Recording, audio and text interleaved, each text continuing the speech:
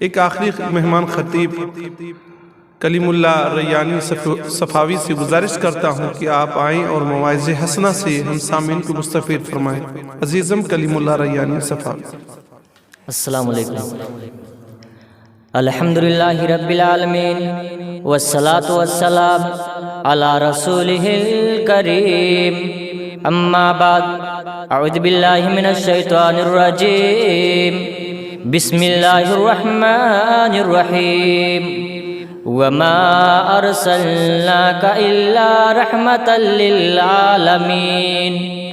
حضرات، تمام قسم کی تعریف اس اللہ رب العالمین کے لیے ہے۔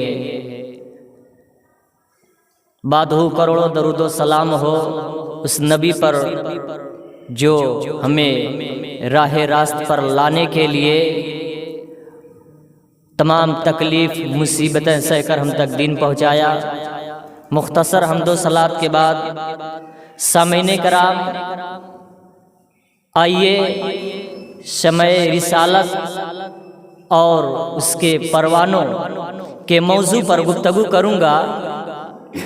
6 صدی عیسوی میں عالم انسانیت سسک رہی تھی، گلشن ارض ماتم کدا بنا ہوا تھا، ہر طرف ظلم و جور اور جبر و تشدد کی تند و تیز ہوائیں چل رہی تھیں، ہر طرف نفرت و عداوت کے شعلے بھڑک رہے تھے، معصوم بچیوں کو زندہ درگور کر دیا جا رہا تھا۔ نبی کریم صلی اللہ علیہ وسلم کے آنے سے پہلے زمانے جاہلیت میں لوگ اپنی بچیوں کو اس قدر نفرت کرتے تھے کہ زندہ زمین میں دفن کر دیتے تھے۔ مختصر یہ کہ انسان ایک وحشی پورا درندہ بن چکا تھا، پوری انسانیت تباہی بربادی کے آخری گڑھے پر پہنچ چکی تھی۔ میں مناسب سمجھوں گا کہ نبی کریم صلی اللہ علیہ وسلم کے ذکر سے پہلے مختصر عرب کی کچھ حالت بیان کرتا چلوں۔ چنانچہ مورخ نے لکھا ہے کہ عرب کی ایک معصوم لڑکی جمیلہ کا دردناک واقعہ اس طرح مذکور ہے کہ ایک آدمی لمبے سفر پر جاتے وقت اپنے حاملہ بیوی سے کہتا ہے کہ میں لمبے سفر پر جا رہا ہوں، میرے جانے کے بعد یہ رقم لو، اگر لڑکا پیدا ہوا تو اس کی تعلیم پر خرچ کرنا، اور اگر لڑکی پیدا ہوئی تو اس کا گلا گھونٹ کر مار دینا۔ یہ تاکید وصیت کرنے کے بعد شوہر اپنے لمبے سفر پر روانہ ہو گیا۔ چند ماہ کے بعد ایک نہایت حسین و جمیل لڑکی پیدا ہوئی۔ ماں کی ممتا نے گوارا نہ کیا کہ اس چاند جیسی بچی کو زندہ درگور کر دے، مگر ادھر شوہر کی ناراضگی کا بھی ڈر تھا۔ لڑکی کی ماں چہ کنم اور کشمکش میں پڑ گئی۔ آخر اس نے ایک روز یہ فیصلہ کر لیا کہ کچھ بھی ہو اس بچی کو زندہ درگور نہیں کروں گی، اور شوہر کے آنے سے پہلے اس بچی کو چھپا دوں گی، اور یہ کہہ دوں گی کہ بچی پیدا ہوئی تھی اس لیے اس کو زندہ زمین میں دفنا دیا گیا۔ 7-8 سال کے بعد شوہر اچانک آ گیا، دیکھا کہ اس کے آنگن میں ایک حسین و جمیل لڑکی کھیل رہی ہے۔ بیوی کو اتنا موقع نہ ملا کہ اس بچی کو چھپا سکے۔ شوہر نے پوچھا یہ لڑکی کس کی ہے؟ بیوی نے جواب دیا یہ لڑکی پڑوسن کی ہے، کھیلنے کے لیے آئی ہے۔ شوہر نے کہا وہ ماں باپ کس قدر خوش نصیب ہیں جن کے گھر یہ چاند جیسی بچی پیدا ہوئی ہے، اور کس قدر میٹھی میٹھی باتیں کرتی ہے، جی چاہتا ہے کہ دن بھر اس کی صورت کو دیکھتا رہے اور باتیں کرتا رہے۔ بیوی نے جب دیکھا کہ شوہر کے دل میں اس لڑکی کی محبت سما گئی ہے تو بیوی نے ہمت کر کے کہا یہ چاند جیسی بیٹی آپ ہی کی بیٹی ہے۔ سنگ دل باپ کا اتنا سننا تھا کہ اس کی محبت دشمنی میں اور شفقت عداوت میں تبدیل ہو گئی۔ آنکھوں میں خون اتر آیا اور فوراً ہی قسم کھا لیا کہ آج کے دن کا سورج غروب ہونے سے پہلے اس لڑکی کی زندگی کا سورج غروب کر دوں گا۔ چنانچہ فوراً ہی کدال اپنے کندھے پر رکھ کر اپنی بیٹی اپنی لخت جگر کا ہاتھ پکڑ کر دور جنگل میں جا کر گڈھا کھودنا شروع کر دیا۔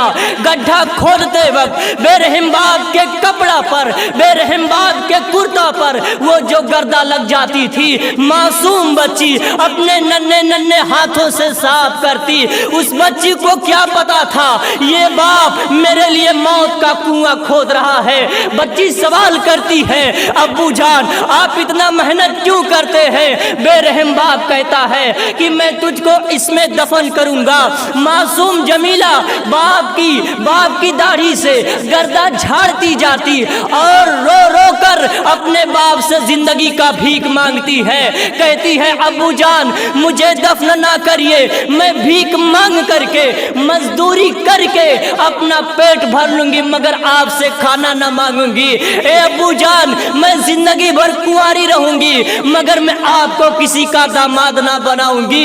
اے ابو جان مجھے دفن کرنے سے باز آ جائیے مگر اس بے رحم باپ کے دل پر اس معصوم بچی کا میٹھی میٹھی باتوں کا کچھ اثر نہ ہوا۔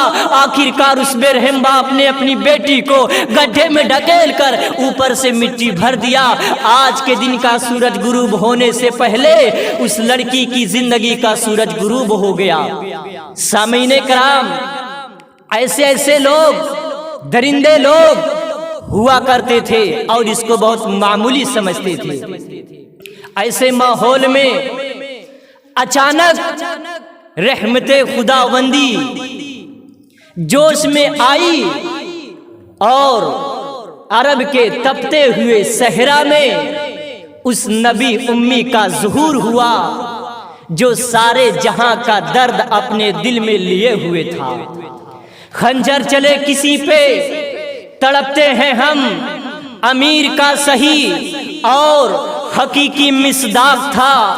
اس ذات مقدس نے تمام ظلم و ستم کے خلاف علم بغاوت بلند کیا اور تڑپتی ہوئی پوری انسانیت کی مسیحائی کی۔ ضروری تھا کہ اس بابرکت ہستی کو اسے سینے سے لگایا جاتا، اسے پلکوں پر بیٹھایا جاتا، مگر وہ ذات جو لوگوں کی ہدایت کے لیے تڑپتی رہی ہو، جو لوگوں کی بھلائی کے لیے اپنی وجود کو گھلاتی رہی ہو، لوگ اس کے ساتھ اور اس کے حمایتوں کے ساتھ ظلم جوڑ کے وہ پہاڑ توڑتے رہے کہ جن کا ذکر کرنے سے رونگٹے کھڑے ہو جاتے ہیں۔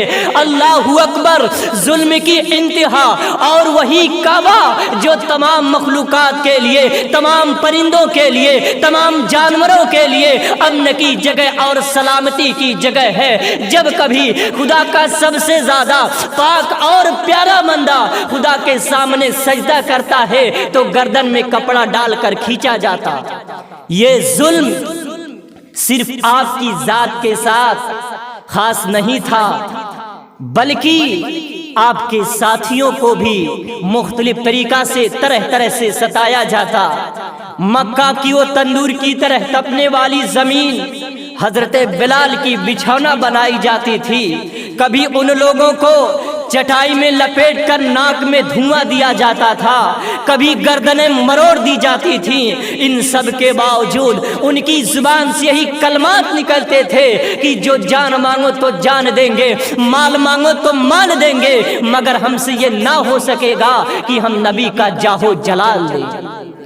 وہ کمبخت ابو جہل، تیرا وہ ظلم ہمیشہ یاد رہے گا، کبھی بھلایا نہیں جا سکتا۔ نہ آسمان تجھے معاف کر سکتا ہے اور نہ زمین تجھے چھوڑ سکتی ہے، اور نہ تاریخ تجھے بخش سکتی ہے۔ سامعین کرام، حضرت سمیہ جب اسلام پر قائم ہوئی، حضرت سمیہ نے جب لا الہ الا اللہ کہا، لوگ اس طرح تکلیفوں کا، مصیبتوں کا پہاڑ ڈھا رہے تھے کہ ایک مرتبہ ابو جہل راستے سے گزرتا ہے اور کہتا ہے کہ اے سمیہ تو اسلام کو چھوڑ دے، اسلام سے باز آ جا، ورنہ تو سمجھ لے کہ تیرے ساتھ کیا انجام ہونے والا ہے۔ حضرت سمیہ تکلیف کو برداشت کرتی ہیں اور کہتی ہیں کہ جو تو چاہے میرے ساتھ کر لے، مگر میرے دل سے ایمان نہیں نکل سکتا۔ بار بار جواب دیتی ہیں۔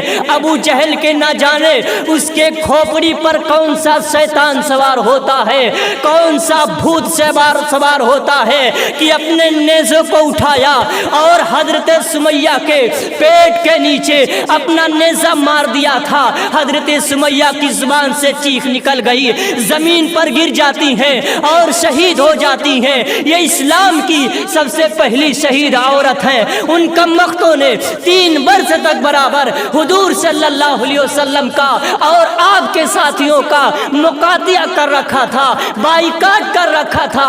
کوشش یہ کی گئی تھی کہ کسی لمحہ پانی کا ایک گھونٹ، کھانے کا ایک لقمہ بھی نہ پہنچے جائے۔ ایمان والوں کے معصوم بچے روتے رہے، چیختے رہے، مگر ان کا دل ایک لمحہ کے لیے ناپسیجتا تھا۔ یہ داستان ہے ان مظلوموں، مکروب اور اہل ایمان کی جو ظلم پر ظلم سہتے رہے۔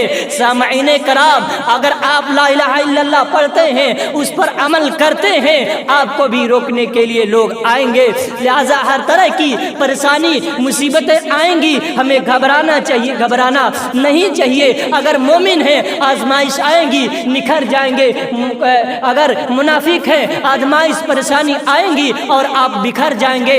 آپ راہ حق پر ہیں، آپ قرآن و حدیث کے مطابق زندگی گزارتے ہیں تو راستے میں آپ کی زندگی میں تکلیفیں، پریشانی آتی رہیں گی۔ ہم اس کو صبر کریں، وہاں صبر کریں اور اللہ پر بھروسہ کریں۔ ہم اپنی زندگی کو اسلامی ڈھانچے میں ڈھالنے کی کوشش کریں، اسی میں کامیابی ہے۔ آئیے آخر میں دعا کرتا ہوں، رب قدیر ہم سب کو کتاب و سنت کے مطابق چلنے کی توفیق عطا فرمائے۔ اے اللہ، ہم سب لوگوں کے اندر صحابہ جیسی ایمان اور جذبہ پیدا کر دے۔